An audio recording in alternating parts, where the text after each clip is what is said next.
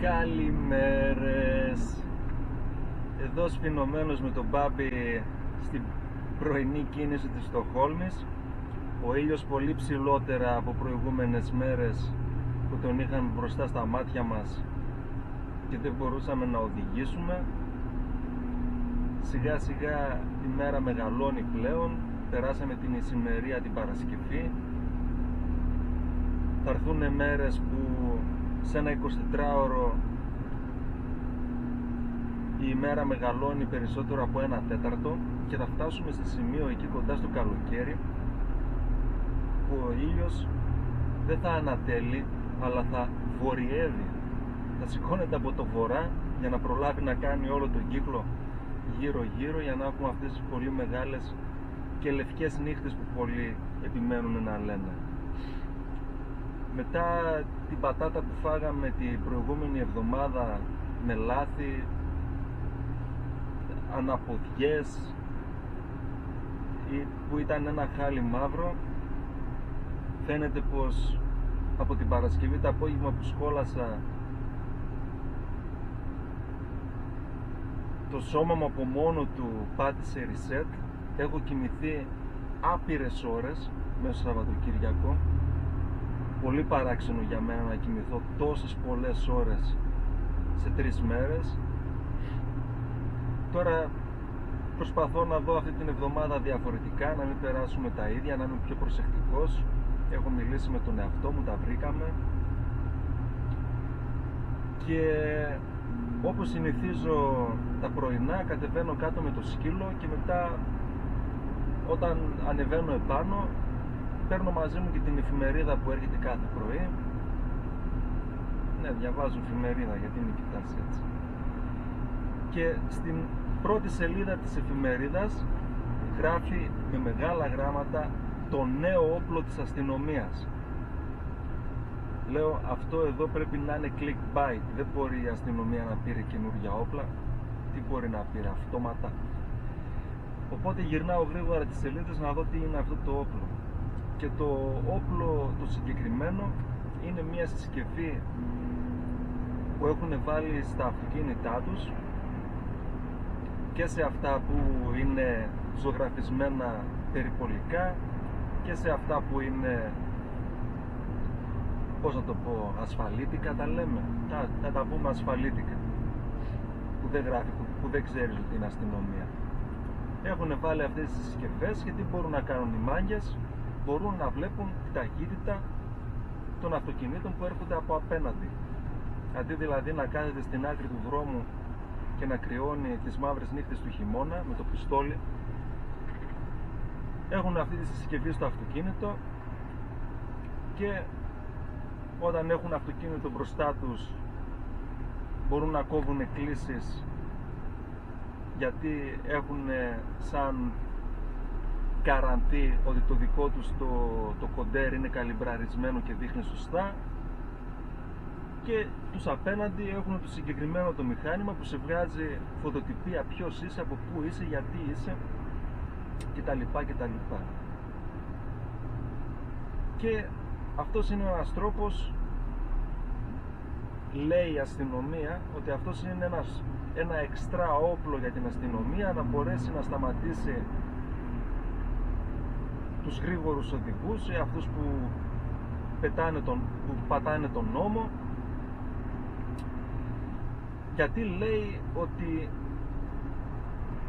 η ταχύτητα από μόνη της δεν σκοτώνει. Λογικό, καλό ακούγεται αυτό, ναι, η ταχύτητα δεν σκοτώνει. Μπορώ να πηγαίνω με 200 χιλιόμετρα την ώρα σε οποιοδήποτε δρόμο και να μην πεθάνω, έτσι. Αλλά το θέμα είναι ότι όσο αυξάνεται η ταχύτητα έχω μειωμένο χρόνο να αντιδράσω. Και αυτό σωστό. Οπότε άμα μπορέσουμε να ρίξουμε τις ταχύτητες, μπορούμε να μειώσουμε τους θανάτους που συμβαίνουν στους δρόμους. Και αυτό σωστό. Το θέμα είναι ότι, καθαρά προσωπική άποψη αυτή, έτσι,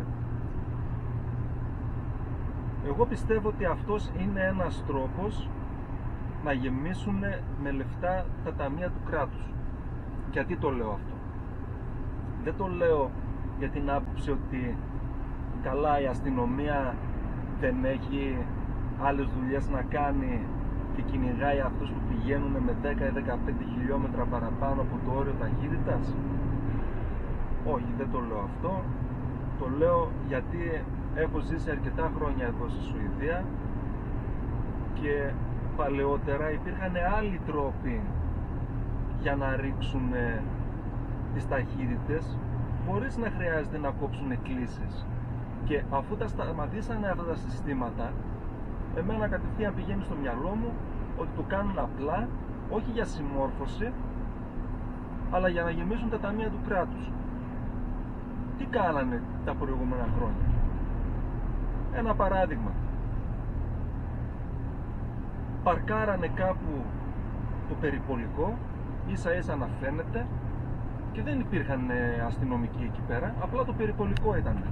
Οπότε εγώ, σαν οδηγός, αυτομάτως έριχνα την ταχύτητά μου με το που έβλεπα το αστυνομικό αυτοκίνητο, ασχέτως που δεν είχε προσωπικό εκεί πέρα, έτσι. Μόνο που το βλέπεις στα 400-500 μέτρα το περιπολικό, λες, ω πάρε μάγκα, κάτσε, πάω καλά. Ή πηγαίνανε, ας πούμε, μέσα στην πόλη, παρκάρανε τα αυτοκίνητα με ο φάρος δεν ήταν αναμένος, ήταν απλά μία ρίγα με μπλε από πάνω. Αν βρω φωτογραφία θα ανεβάσω, που έδειχνε, ρε παιδί μου, ότι η αστυνομία ήταν εκεί.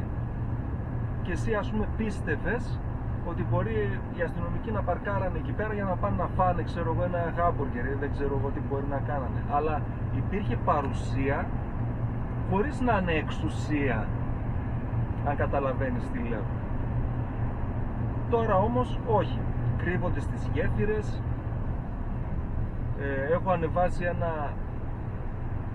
ένα short βίντεο, ένα κοντό βιντεάκι, το πως δουλεύουν τώρα οι μπάτσοι, συγγνώμη, αστυνομικοί. Είναι πάνω στη γέφυρα, πάνω από τον αυτοκινητόδρομο. Το περιπολικό είναι παρκαρισμένο 1 χιλιόμετρο πιο πέρα στην είσοδο του αυτοκινητόδρομου. Με το που σε πιάνει με το λέιζερ, να πούμε, δίνει εντολή, τάδε πινακίδα, τάδε αμάξι που πήγαινε, σταμάτησέ τον γιατί τρέχει γρήγορα. Οργανωμένοι κανονικά, έτσι. Ναι, αλλά δεν το κάνουν για να με προστατεύσουν, το κάνουν για να με πιάσουν στα πράσα. Αυτό είναι που με ενοχλεί. Εν τω μεταξύ, προσωπικά εγώ σαν άτομο είμαι πάρα πολύ νομοταγής. Ιδιαίτερα τώρα που οδηγώ επαγγελματικά, άλλος ένας λόγος να είμαι πολύ προσεκτικός με το πώς οδηγάω, για τον απλό λόγο ότι αν μου πάρουν το δίπλωμα, καταστράφηκα. Από αύριο δεν θα έχω φαγητό στο τραπέζι. Αλλά και γιατί σαν άτομο μου αρέσει να υπάρχει τάξη και πιστεύω ότι αυτοί που οι περισσότεροι νόμοι είναι σωστοί και πρέπει να τους ακολουθούμε για πολλούς λόγους. Σε όλα μου τα χρόνια σαν οδηγός έχω φάει κλήσεις 2 φορές για υπερβολική ταχύτητα, και τις 2 φορές ήμουνα νέος, τα μυαλά ήταν πάνω από το κεφάλι. Η μία ήταν στην Ελλάδα, που τότε είχα ένα Fiat Seicento Abarth, το είχα αγοράσει καινούριο, ήταν το πρώτο που είχε έρθει στην Ελλάδα με Abarth πακέτο, για να καταλάβεις. Τώρα φλιαρώ, αλλά έχει φάσει αυτή η κουβέντα. Λοιπόν, ήταν το πρώτο που είχε έρθει στην Ελλάδα, και για να καταλάβεις ότι το αμάξι στη βασική του μορφή είχε τότε 2.400.000 δραχμές, με τα έξτρα που το είχα βάλει επάνω μου είχε κοστίσει κοντά 3,5 εκατομμύρια για ένα Seicento, 3,5 εκατομμύρια, που μπορούσα να πάρω το Bravo ή το Brava που κάνανε 3%. Αλλά ο κάλος που έχω στον εγκέφαλο για τα αυτοκίνητα τότε ήταν πολύ μεγαλύτερος από τον κάλο που έχω τώρα, οπότε το αγόρασα το γούσταρα, για να καταλάβεις, σε ένα χρόνο το έκανα 40.000 χιλιόμετρα το αυτοκίνητο. 40.000 χιλιόμετρα.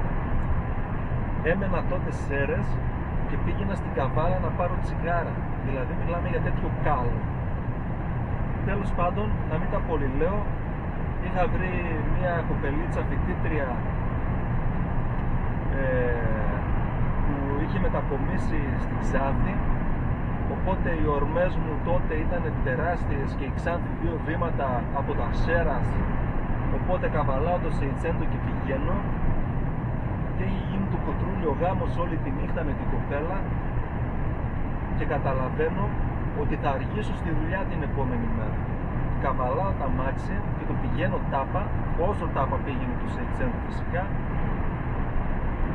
και η φίλη μου η Μπλε είναι στημένη ακριβώς πριν το Νέο Σούλι, ένα μικρό χωριό πριν μπούμε στον αστικό ιστό των Σερών. Την έχουν πεσμένη εκεί πέρα, ο δρόμος εκεί είναι 70 και μένα με έπιασε το ραντάρ με 142, είχα τη διπλάσια ταχύτητα. Με τα 1000 σταματάω το αυτοκίνητο, ο αστυνομικός μου δείχνει το ραντάρ έτσι μέσα στα μούτρα, μου λέει ξέρεις πόσο είναι το όριο εδώ? Λέω συγγνώμη, θα αργήσω στη δουλειά. Μου λέει δεν με νοιάζει, είσαι για φυλακή. Μου έχουν κοπεί τα πόδια κανονικά και μου λέει ο αστυνομικός πώς βασίζεσαι με αυτόν τον κουβά να πηγαίνει σε 140? Λέω κρατάει καλά τα μάξι, είναι καλά στημένα. Και έχει γίνει, ο αστυνομικός έχει γίνει Τούρκος. Άλλαξε από ο αστυνομικός, έχει γίνει μπαμπάς μου και μου ρίχνει κάτι καντήλια, μου λέει ρε μπαγάσα, είσαι για μέσα, δεν πρέπει να έχεις δίπλωμα γιατί θα σκοτωθείς. Να μην τα πολυλέω, τελικά μου κόψε κλίση, πήγα στη δουλειά, μετά έκανα και μερικές αγκαρίες για την αστυνομία για να ξεπλύνω την τροπή. Εντάξει, πάνε αυτά. Και η δεύτερη φορά που έφαγα κλίση ήταν στο Βέρναμο, ήμουνα με την πρώην γυναίκα μου. Τότε είχα ένα Leon, Seat Leon 18 Turbo, το οποίο ό,τι λεφτά περισσεύαν από την οικογένεια τα ρίχνα εκεί. Μιλάμε, τα μάξι είχε γίνει τούμπα. Και ασχέτως που είχαμε χωρίσει τότε, τώρα τι ιστορίες σας λέω, άμα δεις πήρα το βίντεο παραπέρα. Λοιπόν, έχουμε χωρίσει αλλά είμαστε ακόμα φιλαράκια, οπότε πριν πάει στη δουλειά της μου λέει δεν πάμε για ένα καφέ? Λέω πάμε. Και μπούρου με τον καφέ έχουμε χάσει την ώρα και πρέπει να είναι στη δουλειά της σε 20 λεπτά.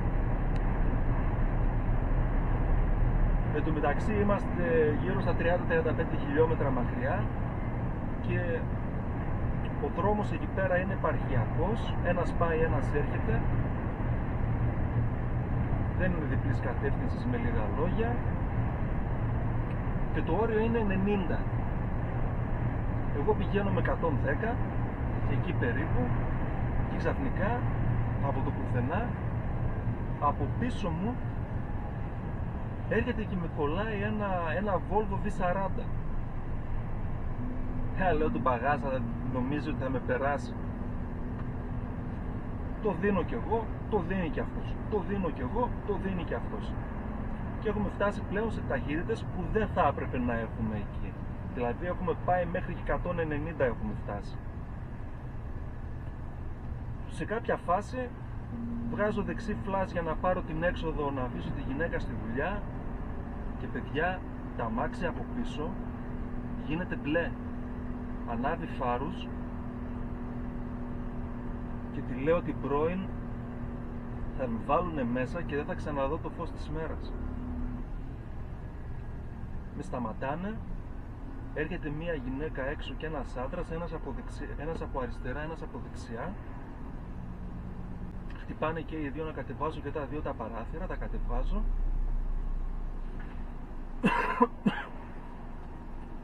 Και από όσο φάνηκε η γυναίκα ήταν η πιο πάνω σε βαθμό, μου λέει, με θυμάσαι? Θα ρίξει και έχουν περάσει χρόνια. Λέω, τι εννοείται? Λέει, με θυμάσαι? Λέω, ναι, λέω, σας θυμάμαι.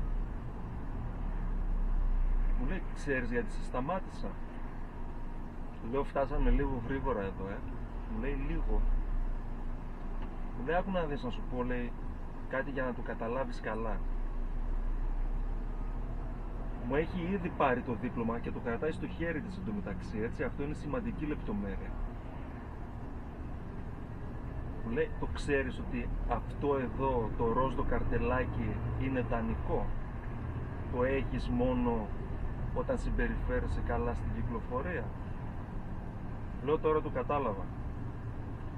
Μου λέει, ξέρεις ότι εγώ, λέει, μπορώ να στο πάρω αυτό εδώ και να μην στο ξαναδώσω πίσω, ή να χρειαστεί να πάω στο δικαστήριο για να το πάρεις πίσω? Λέω, το ξέρω. Μου λέει, άκου να δεις, να σου πω κάτι. Και εμείς εδώ, λέει, δεν είμαστε για να παίρνουμε διπλώματα. Εμείς εδώ είμαστε για να σε προστατεύσουμε να μην πεθάνεις. Και στον δρόμο που πήγαινες με 190, λέει, το δικό μας το κοντέρ έγραψε 187. Λοιπόν, σε αυτούς τους δρόμους και αυτή την ώρα που είναι ακριβώς την ώρα που αρχίζει και νυχτώνει, ξέρεις πόσους ταράνδους και πόσα αγριογούρουνα έχει εδώ? Δεν χρειάζεται να πεταχτούν δύο, ένα να πεταχτεί μόνο όταν πηγαίνεις με 190. Θα σκοτώσεις το γουρούνι, μπορεί να σκοτώσεις κάποιον άλλον που δεν φταίει και να πεθάνεις κι εσύ ο ίδιος. Μου λέει, το κατάλαβες αυτό που σου είπα? Του λέω, το κατάλαβα. Μου λέει, άκου να δεις τι θα κάνουμε. Θα σου δώσω μια ευκαιρία. Θα γράψω ότι πήγαινες με 119, γιατί το όριο ήταν 90, στα 120 σου παίρνουν το δίπλωμα. Αλλά γράφοντας η κοπέλα 119 είναι το μεγαλύτερο πρόστιμο που μπορώ να πληρώσω, αλλά να μην μου πάρουν το δίπλωμα. Και φυσικά μου βάζει και ένα πόντο πάνω στο δίπλωμα ότι δεν ήμουν καλός οδηγός. Μου κόβει μία κλίση. Αυτό γίνεται το 2009 ή 2010, κάπου εκεί. Μου κόβει μία κλίση 3.200 κορώνες, που τότε πόνεσε, δηλαδή έπρεπε να δουλέψω σχεδόν μία εβδομάδα για να το πληρώσω, δηλαδή εκείνος ο μήνας ήταν κουτσός. Όχι, εντάξει, όχι μία εβδομάδα, 3 μέρες έπρεπε να δουλέψω για να το πληρώσω.